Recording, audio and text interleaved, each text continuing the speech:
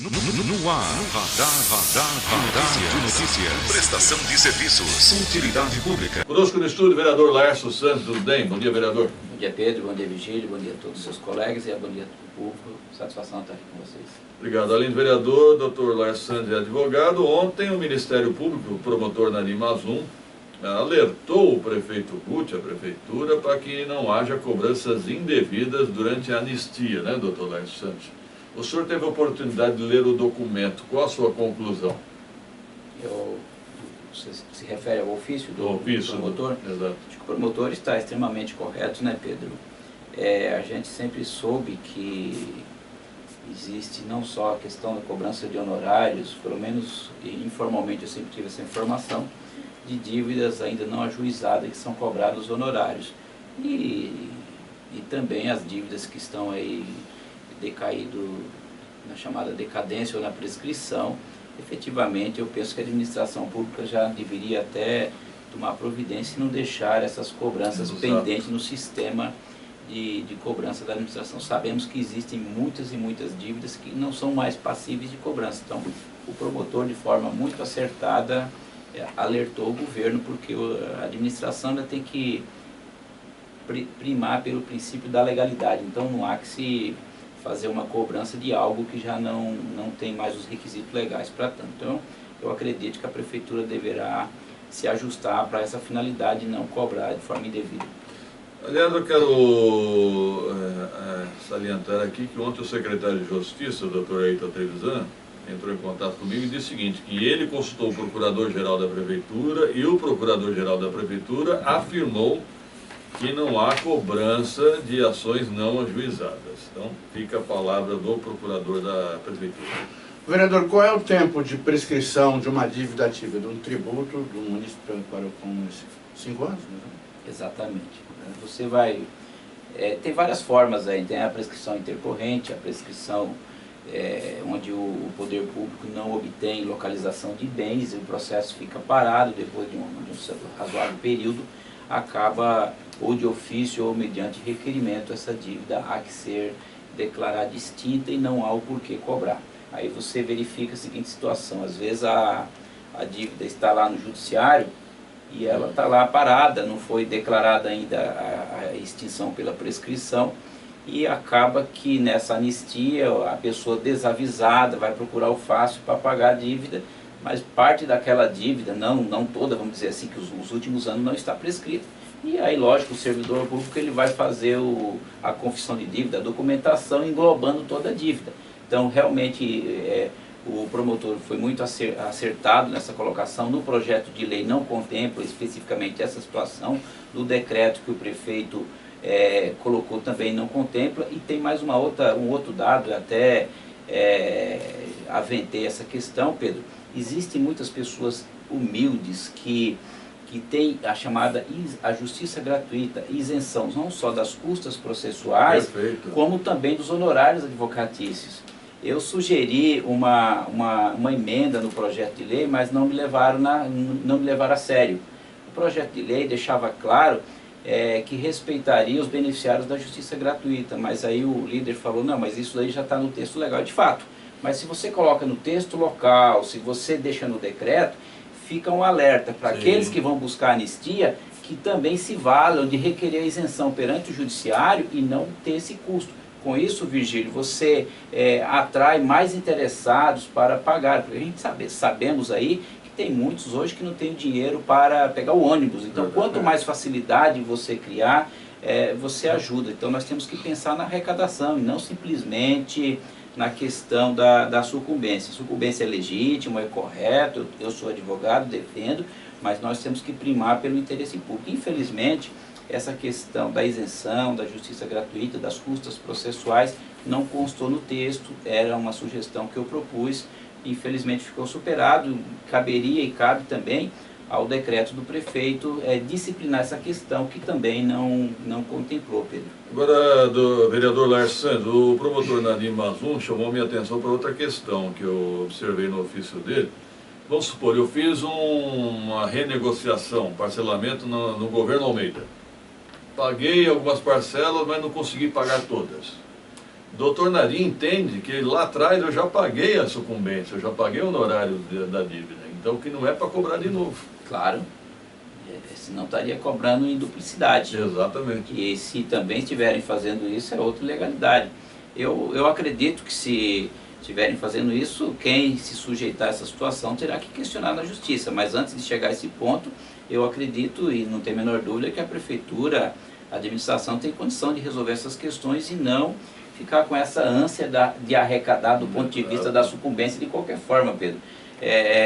Às vezes eu me torno muito crítico a essa situação com relação aos honorários dos procuradores e até parece que dá a impressão que eu sou contra eles. Não, eu não sou contra eles, eu sou a favor da legalidade. E se estiver cobrando dessa forma, de forma duplicada, é uma penalidade muito grande para o contribuinte municipal que já tem que pagar esse encargo previsto na legislação federal. Então não há o porquê cobrar duas vezes, até porque o Código de Processo Civil, que regulamenta a questão de honorário de sucumbência a nível Brasil, não disciplina essa questão. Então não pode elastecer desse modo, é extremamente ilegal. Inclusive, Pedro, o Código de Processo Civil, o novo código, ele coloca lá uma situação que precisa ser regulamentada, essa questão da sucumbência dos advogados públicos, e lá diz nos termos da lei.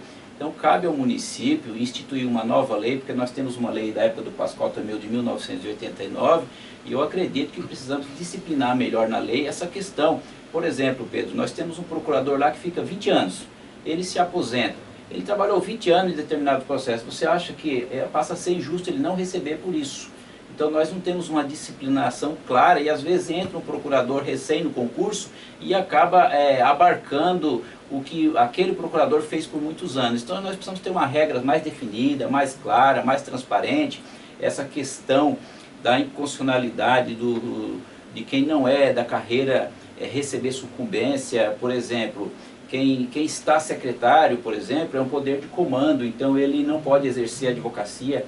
Existe incompatibilidade com o Estatuto da Ordem dos Advogados do Brasil, de forma que a contemplação de sucumbência para esses cargos em comissão, que são cargos de confiança do prefeito, é extremamente questionável. E lá na frente, fiquei até sabendo semana passada que existe uma ação direta de inconstitucionalidade proposta pelo Procurador-Geral.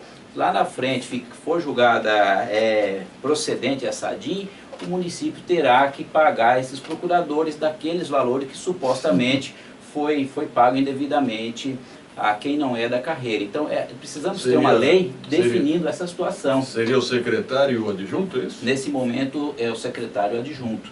Então qual que é a melhor saída? É ficar este valor reservado, não pagá-los até que a justiça defina, porque lá na frente quem vai pagar é o contribuinte, porque os procuradores não querem saber, eles vão querer receber de qualquer modo, né?